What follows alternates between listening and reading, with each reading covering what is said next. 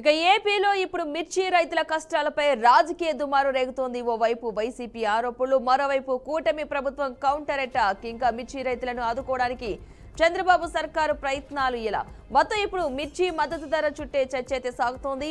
ఇప్పటికే గుంటూరు మిర్చి యార్డుకు వెళ్లిన ప్రభుత్వంపై ఆరోపణలు గుప్పించిన వైసీపీ అధినేత మాజీ సీఎం వైఎస్ జగన్ ఇప్పుడు మరోసారి సోషల్ మీడియా వేదికగా కూటమి ప్రభుత్వంపై విరుచుకుపడ్డారు. చంద్రబాబు తెగుళ్లతో మిర్చి దిగుబడులు ఎకరాకు 10 క్వింటాళ్లకు పడిపోయిన పరిస్థితి ఉంది. కొనేవాడు లేక 10,000కు రైతులు తెగనమ్ముకోవాల్సిన దుస్థితి. పెట్టుబడి ఖర్చులు చూస్తే ఎకరాకు 1,50,000 పైమాటే. ఇంతటి సంక్షోభం ఉన్నప్పటికీ మేము స్పందించేంత వరకు మీలో కదలిక లేదు. మీరు ఢిల్లీ సీఎం ప్రమాణ స్వీకారానికి వెళ్తూ మిర్చి రైతుల కోసమే వెళ్తున్నట్లుగా యథావిధిగా కలరింగిస్తున్నారు అని విమర్శించారు జగన్.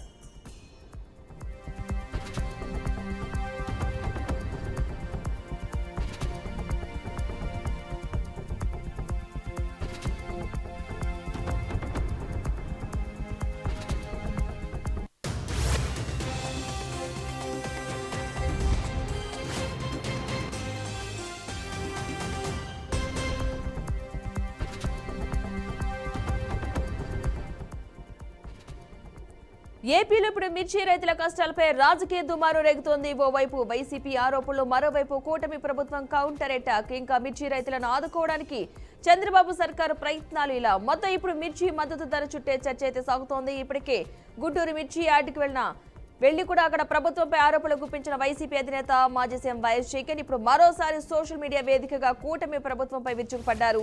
చంద్రబాబు తెగుళ్లతో మిర్చి దిగుబడులు ఎకరాకు 10 క్వింటాలకు పడిపోయిన పరిస్థితి నెలకొంది. కొనేవాడు లేక 10,000 రూపాయలకు రైతులు తెగనమ్ముకోవాల్సిన దుస్థితి ఏర్పడిందని, పెట్టుబడి ఖర్చులు చూస్తే ఎకరాకు 1,50,000 రూపాయల పైమాటే. ఇంతటి సంక్షోభం ఉన్నప్పటికీ మేము స్పందించేంత వరకు మీలో కదలిక రాదా అంటూ ప్రశ్నించారు. మీరు ఢిల్లీ సీఎం ప్రమాణ స్వీకారానికి వెళ్తూ మిర్చి రైతుల కోసమే వెళ్లట్టుగా యథావిధిగా కలరింగ్ ఇచ్చారంటూ కూడా జగన్ ట్విట్టర్ వేదికగా విమర్శలు గుప్పించారు.